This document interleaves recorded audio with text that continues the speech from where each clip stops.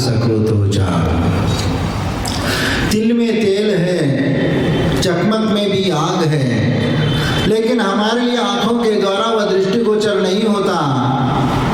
लेकिन तिल में तेल है, वह तेल कैसे निकाला जाएगा, उसकी एक प्रक्रिया है, एक विधि है। उस विधि के अनुसार यदि उसको निकालने का प्रयत्न करेंगे तो निश्चित उस तिल में से तेल निकल आ जाएगा। लेकिन तिल को देख करके कोई भी ये नहीं कहता कि इस तिल के भीतर तेल है, लेकिन वह तिल के भीतर वह तेल का अस्तित्व सुप्तावस्था में छिपा हुआ है। वह हमारे लिए आंखों के द्वारा दृष्टिगोचर नहीं होता और देखा नहीं जा सकता। लेकिन जब घानी में पेल करके उसमें से जब तेल निकाला जाएगा तब मालूम पड़ेगा कि इस तिल में भी तेल है। जब पुरुषार्थ करते तब कहीं उसमें से तिल में से तेल निकलता है। उसी प्रकार चकमक में भी आग है, इसीलिए उस चकमक पत्थर को लेकर के, दो पत्थरों को लेकर के एक दूसरे पर रगड़ लेंगे तो उसमें से अग्नि की चिंगारी निकलती है। और अग्नि की चिंगारी पुराने समय में लोग कपास के ऊपर उसे चिंगारी को ले लेते थे और आग को सुलगा करके उससे काम में लेते थे। तो उस समय नजर आता है कि जब चकमक में आग की चिंगारी बाहर निकलती है, उसी प्रकार तेरा प्रभु तुझ में बसा, जान सको तो जान।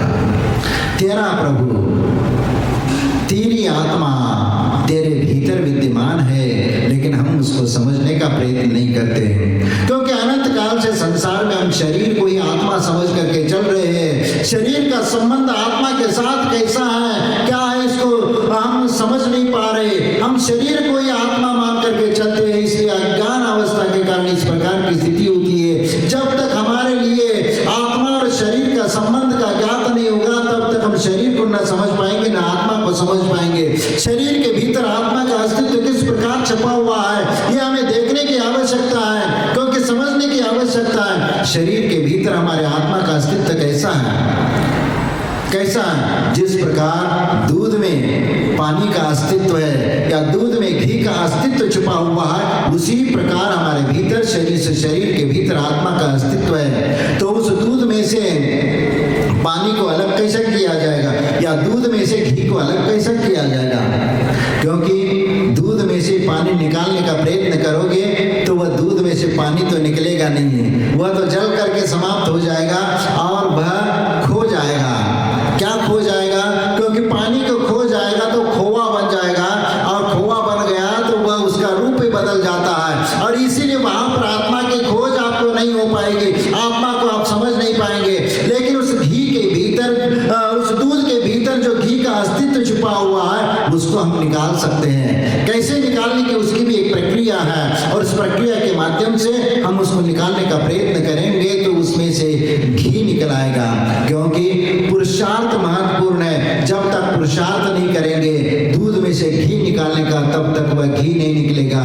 इसलिए सबसे पहला उस दूध को गर्म करके हम उसको थोड़ा सा ठंडा करके उसमें विरजन डाल देते हैं। उसके उपरांत वह दही जम जाता है, और दही जमने के उपरांत थोड़ा सा हल्का सा पानी डाल करके मथाने से मथते हैं, और उसके उपरांत उसमें से नवनीत निकलता है, और उस नवनीत को निकाल करके हम अग्नि के ऊपर तपा देते हैं। तब कई अटपहरी शुद्ध घी हमें प्राप्त हो जाता है। और इसके उपरांत उस घी तत्व को प्राप्त होने के उपरांत वह लौट करके वह दूध के पर्याय में नहीं आ सकता। इसी प्रकार हमारे भीतर की भी आत्मा, हमारे भीतर जो आत्मा है, उस आत्मा को शरीर से हमें पृथक कैसे करना है? क्योंकि शरीर और आत्मा का दोनों का संबंध है, और ये अनंत काल का संबंध है। इस संबंध को कैसे दूर करेंगे? इसीलिए हमारे आचार्य कहते हैं कि इसको शरीर के भीतर से आत्मा को निकालना है तो सम्यक दर्शन, सम्यक ज्ञान और सम्यक चारित्र रूपी मथान से हमें मथना पड़ेगा। और जब उस रत्नत्रय की मथान से मथेंगे तब वहां उसमें से शुद्धोपयोग निकलेगा, और शुद्धोपयोग निकलेगा तो उस शुद्धोपयोग के द्वारा तप रूपी अग्नि में इस शरीर को तपा करके उसमें से वह परम शुद्धोपयोग निकलेगा। क्योंकि जब रत्नत्रय मथाने से मतेंगे तो शुभोपयोग होगा, और शुभोपयोग से हम शुद्धोपयोग की ओर यदि जाना है तो उसके लिए रत्नत्रय के मथाने से मतने के बाद जो शुभोपयोग है, उस शुभोपयोग के साथ तप रूपी अग्नि में इस जो नवनीत निकला है उसको हमें तपाना पड़ेगा। तब कहीं हमें केवल ज्ञान रूपी वह शुद्धात्मा की प्राप्ति होगी, और वह शुद्धात्मा की प्राप्ति हो जाएगी तो फिर एक बार वह शुद्ध तत्व को प्राप्त कर लिया तो वहां से लौट करके पुनः इस संसार में आने वाला नहीं है। और इसीलिए हमें उस आत्म तत्व को प्राप्त करना है, क्योंकि संसार में ऐसे कई जीव हैं, वो लोग ये कहते हैं कि सम्यक दर्शन ज्ञान चारित्र को लेकर के भी कुछ बातें होती हैं और उसको समझने का प्रयत्न हम उस प्रकार नहीं कर पाते। महाराज जी ने भी आपको बताने का प्रयास किया कि सम्यक दर्शन, सम्यक ज्ञान, सम्यक चारित्र ये हमारे हाथ में है, हमें उसको कैसे प्राप्त करना है और कैसे करना है। आपको मालूम है कि सम्यक दर्शन की प्राप्ति कैसे होती है? हाँ, मालूम है? नहीं मालूम। आप लोग मंदिर क्यों जाते हो? किस लिए जाते हो? मंदिर जाने से आपको क्या मिलता है?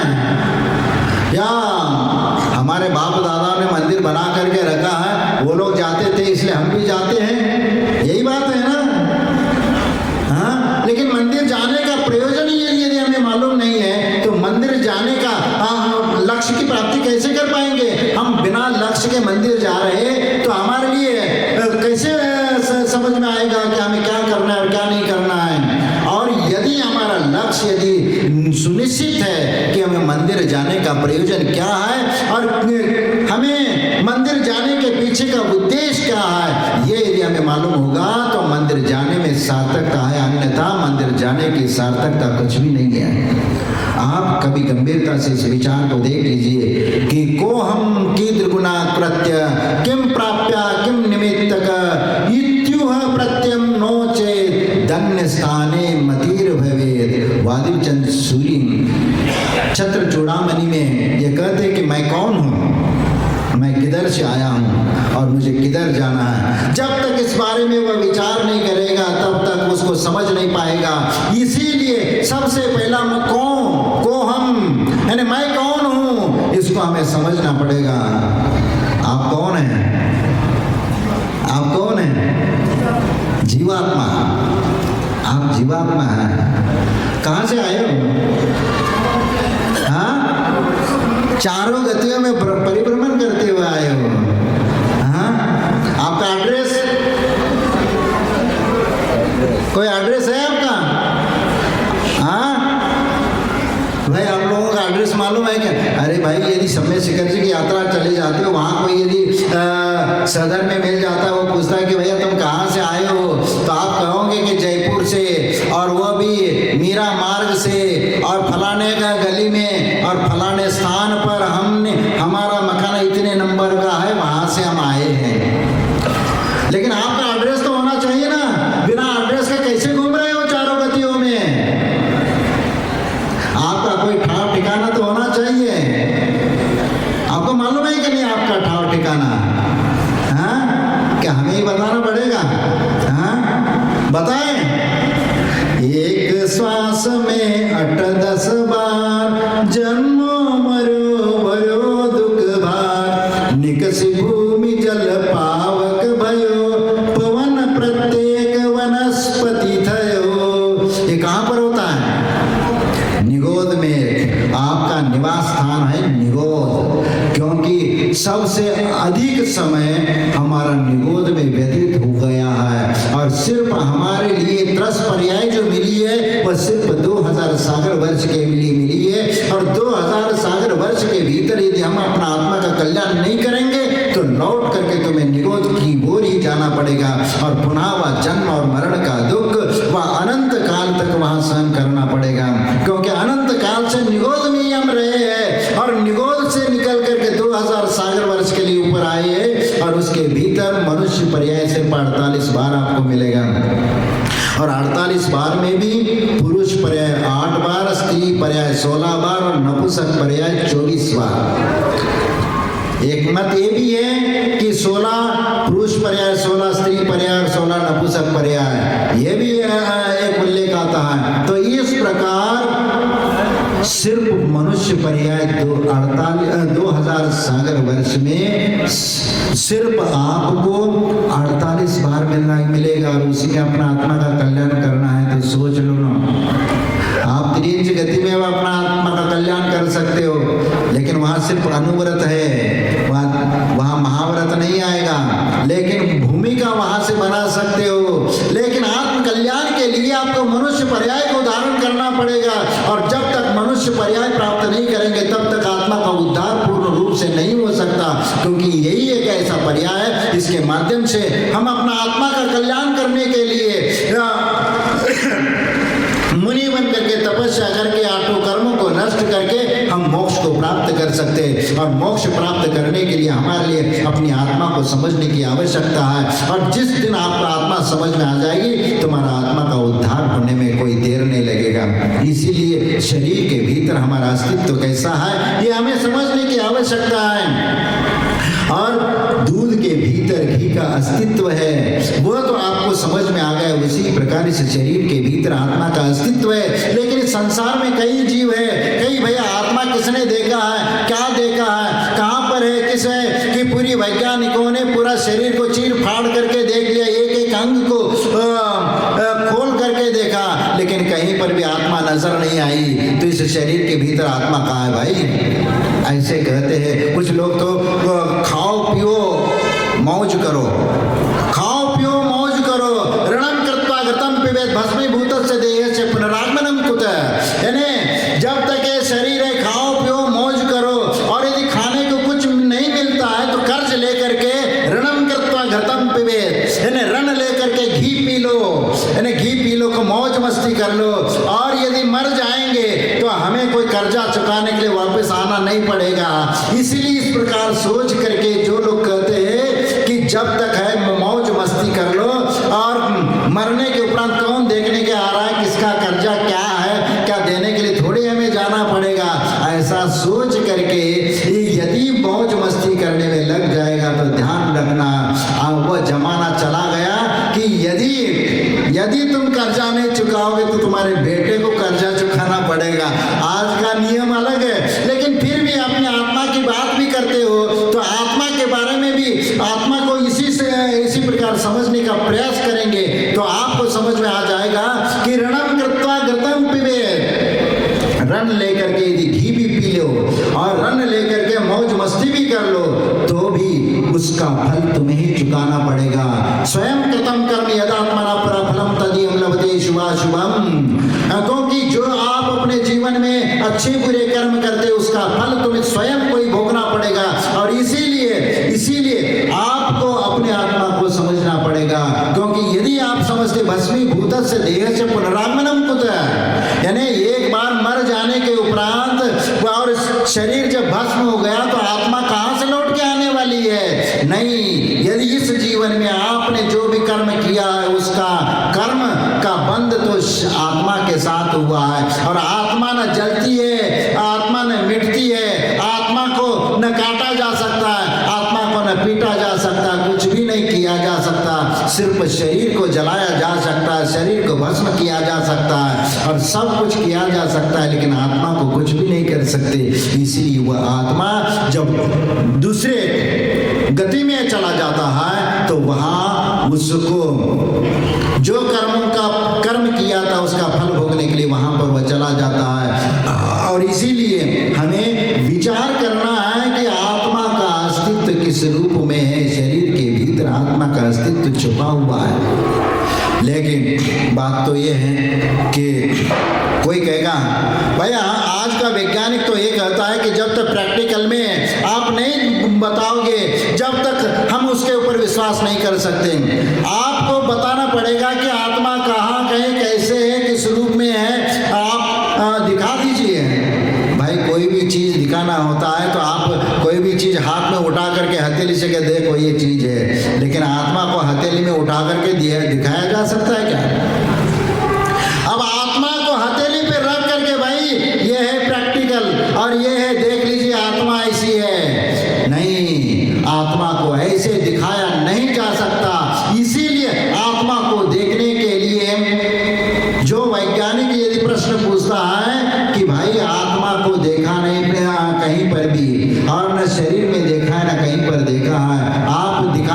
प्रैक्टिकल में दिखाऊं तो मैं भी उस विज्ञान को प्रैक्टिकली मैं पूछना चाहूँगा और एक कहना चाहूँगा कि भाई आप लोगों को कभी बुखार आया या सिर दर्द हुआ है?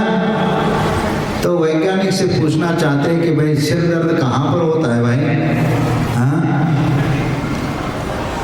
यदि मान लीजिए फलाना व्यक्ति है, उसका सिर दर्द हो रहा है, भैया सिर दर्द कहाँ पर हो रहा है भाई बताओ थोड़ा। सिर में हो रहा है। अरे कहाँ, दिख तो नहीं रहा है, फिर कहाँ हो रहा है? अरे भैया सिर में दर्द हो रहा है, माथा फट रहा है, चेहरा नहीं दिख रहा है क्या, कितना ये मुरझाया हुआ है। अरे वह तो मुरझाया हुआ है, लेकिन वह सिर दर्द कहाँ हो रहा है ये तो दिख नहीं रहा है। सिर दर्द नहीं, ठीक है सिर दर्द नहीं दिख रहा, तो बुखार कहाँ दिखता है? महाराज थर्मामीटर लगाते तो बुखार आ जाता है उसमें टेम्परेचर में। अरे वो तो शरीर का टेम्परेचर बता रहा है, तो बुखार नहीं दिखा रहा है। वो जो बुखार तुम्हारे शरीर में है और तुम्हारा शरीर को गर्म कर रहा है, और उस गर्म तुम्हारा जो हो चुका है शरीर, उस शरीर का टेम्परेचर वह थर्मामीटर के द्वारा बता रहा है, न कि वह वैज्ञानिक उस बुखार को थर्मामीटर में लेके आया है। और इसीलिए न बुखार को दिखाया जा सकता है, न शरीर का दर्द, सिर का दर्द दिखाया जा सकता है। और इसीलिए उसी प्रकार हम शरीर के भीतर आत्मा का अस्तित्व छुपा हुआ है, उसको भी हम दिखा नहीं सकते, सिर्फ उसका अनुभव किया जा सकता है। जिस प्रकार सिर का दर्द महसूस किया जाता है, बुखार का महसूस किया जाता, अनुभव किया जा सकता है, वो वही व्यक्ति अनुभव कर सकता है जिसके ऊपर सिर दर्द हो रहा है, जिसको बुखार चढ़ा है। उसी प्रकार हम भी इस शरीर के भीतर जो आत्मा का अस्तित्व छिपा हुआ है उसका हम अनुभव कर सकते हैं और स्वयं ही कर सकते हैं। क्यों?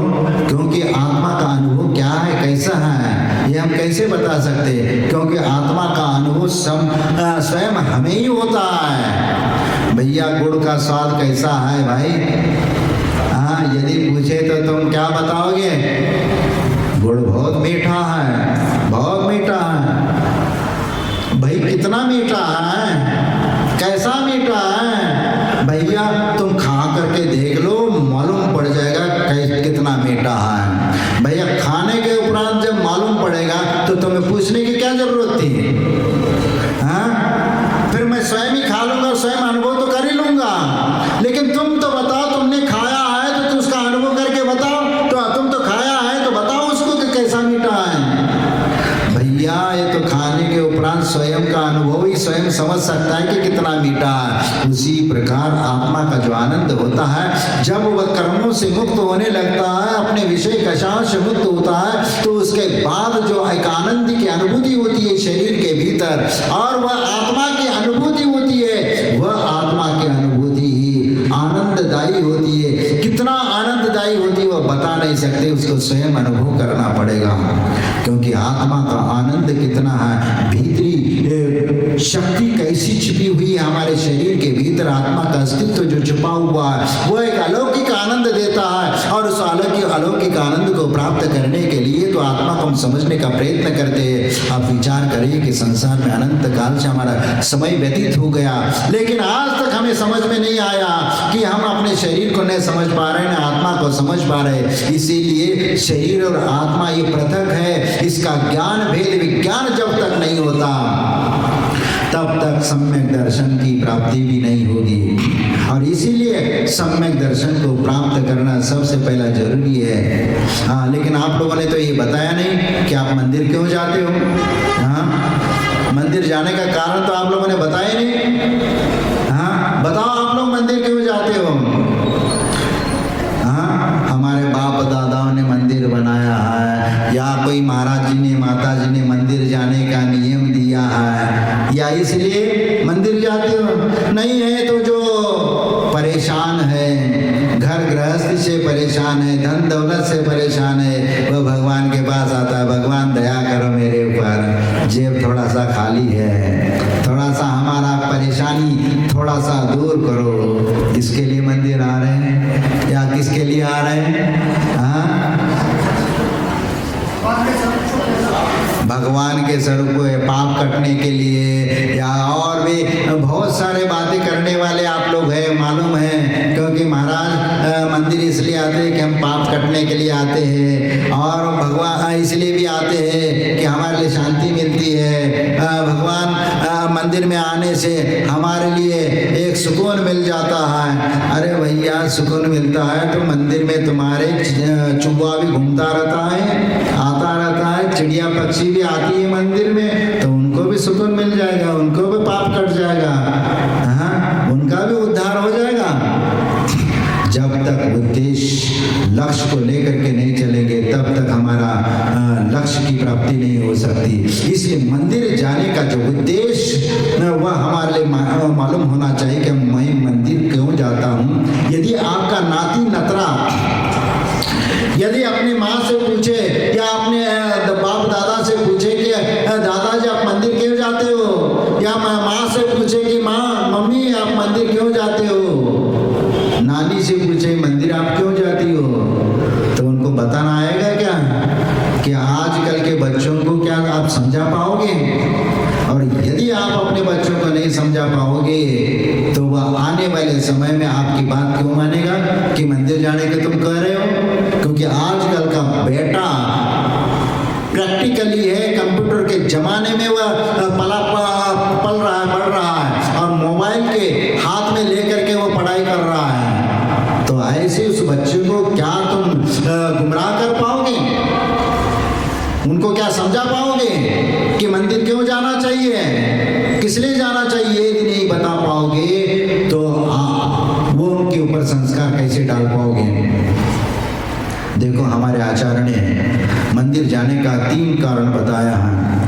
क्योंकि 3 कारण का मतलब ये है कि मंदिर जाने से हमारे लिए क्या प्राप्त होता है। सम्यक दर्शन की प्राप्ति होती है, और सम्यक दर्शन प्राप्त करने के लिए 3 कारण बताया है। उसमें सबसे पहला जिनबिंब दर्शन है, दूसरा धर्म श्रवण, और तीसरा जाति स्मरण। इन 3 कारणों से सम्यक दर्शन की प्राप्ति होती है। और इसीलिए सबसे पहला जिनबिंब का दर्शन हमारे लिए सब पापों का नाश करने वाला, क्योंकि दर्शनम देवदेवस्य दर्शनम पापनाशनम दर्शनम स्वर्ग सोपानम दर्शनम मोक्ष साधनम, ये हम पाठ करते हैं और प्रतिदिन स्तुति करते हैं। क्योंकि हमारे पापों का नाश करने के लिए और स्वर्ग और मोक्ष को प्राप्त करने के लिए हम जिनेंद्र भगवान का दर्शन उसके लिए कारण है, इसलिए हम उनके दर्शन करते हैं। लेकिन इसके पीछे हमारा उद्देश्य, हमारे आचार्यों का, भगवंतों का उद्देश्य यही है कि जिनबिंब के दर्शन करने से मनुष्य और तिर्यंचों के लिए सम्यक दर्शन की प्राप्ति होती है। और यही बात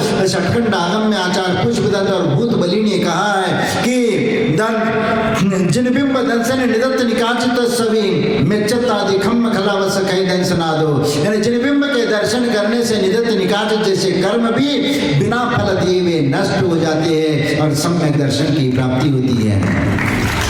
और निदत्त निकाचित कर्म कौन से हैं? वो यदि एक बार बंध को प्राप्त हो जाए तो नियम से फल दे करके चले जाते हैं। ऐसे निदत्त निकाचित कर्म सिर्फ जिनबिंब के दर्शन करने से बिना फल दिए भी नष्ट हो जाते हैं। ये है जिनबिंब की दर्शन की महिमा।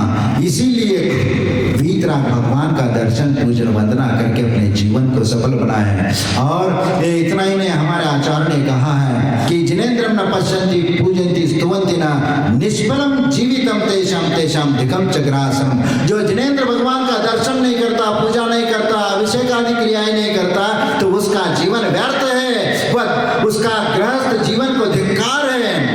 हमारे आचार्य के आध्यात्मिक डांट है, इस डांट को समझो और वह श्रावक अपने कर्तव्य का पालन करने के लिए जिनेन्द्र भगवान का दर्शन पूजन वंदना करना शुरू करे। जो नहीं करता हो तो अपना कर्तव्य समझ करके करे तो निश्चित आपका जीवन सार्थक होगा, अन्यथा ये तुम्हारा जीवन व्यर्थ में है। क्योंकि चाहे तुम कितना भी धन दौलत कमा लो, कितना भी नाम कमा लो, और यदि जिनेन्द्र भगवान का दर्शन पूजन और वंदना नहीं करते हो तो तुम्हारा सब पुरुषार्थ वह व्यर्थ है। क्योंकि वह पुरुषार्थ तुम्हारे साथ में नहीं जाने वाला, तुम्हारे साथ सिर्फ वही आएगा जो जिनेंद्र भगवान की आराधना भक्ति करते हुए तुमने अपने जीवन में जो पुण्य कमाया वही तुम्हारे साथ जाएगा।